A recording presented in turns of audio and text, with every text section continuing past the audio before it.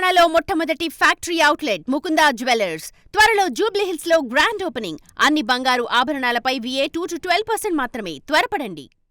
సర్పంచ్ ఎన్నికల్లో బీఆర్ఎస్ కు గౌరవప్రదమైన సీట్లు దక్కినా ఆశించిన ఫలితాలు దక్కలేదు.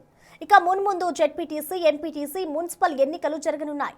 వాటిపై ఫోకస్ పెట్టి క్యాడర్ను కాపాడుకోవడానికి 2 ఏళ్ల తర్వాత కేసీఆర్ ఫామ్ హౌస్ నుంచి బయటకు వచ్చారంటున్నారు. కేసీఆర్ రీ ఎంట్రీతో బీఆర్ఎస్ పుంజుకుంటుందా? ఇప్పుడున్న రాజకీయ పరిస్థితుల్లో బీఆర్ఎస్ ముందున్న సవాళ్లేంటి?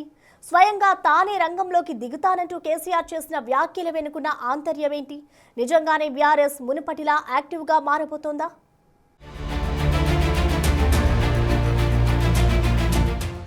2 టర్మ్లు అధికారంలో ఉన్న బీఆర్ఎస్ తమ నాయకులను, కార్యకర్తలను సమన్వయం చేసుకుంటూ ముందుకు పోలేకపోయిందని ప్రస్తుతం ఆ పార్టీలో జరుగుతోన్న పరిణామాలను చూస్తుంటే అర్థమవుతుంది. అయితే పార్టీ అధినేత కేసీఆర్ మాత్రం అందరినీ కలుపుకుంటూ ముందుకు పోవాలని ఇటీవల జరిగిన బీఆర్ఎస్ ఎల్పీ మీటింగ్లో నాయకులకు దిశానిర్దేశం చేశారు.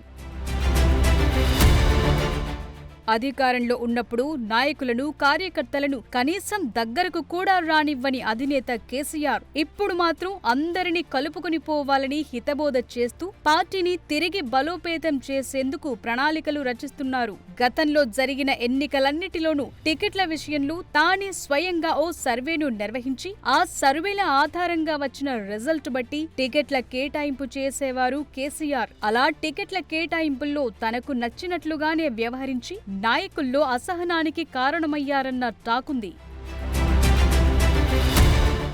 ఇప్పుడు మాత్రం తిరిగి అధికారం చేజిక్కించుకునేందుకు 2029 అసెంబ్లీ ఎన్నికలే టార్గెట్ గా పావులు కదుపుతున్నారు. చాలా రోజుల తరువాత మీడియా ముందుకొచ్చిన కేసీఆర్ ఏం మాట్లాడుతారా అని ఆశగా ఎదురు చూసిన గులాబీ నేతల్లో కొంత అసహనం స్పష్టంగా ప్రస్ఫుటమైంది. పార్టీనే నమ్ముకుని కొన్నేళ్లుగా పనిచేస్తోన్న నాయకులకు, కార్యకర్తలకు ఇప్పటికీ సరైన పదవులు లేవు. ఈసారైనా వాటిని కష్టపడుతున్న నాయకులకు కేటాయించి కమిటీలు వేసి పార్టీకి సంబంధించిన బాధ్యతలు అప్పగిస్తారేమో అని ఎదురు చూస్తున్నారు.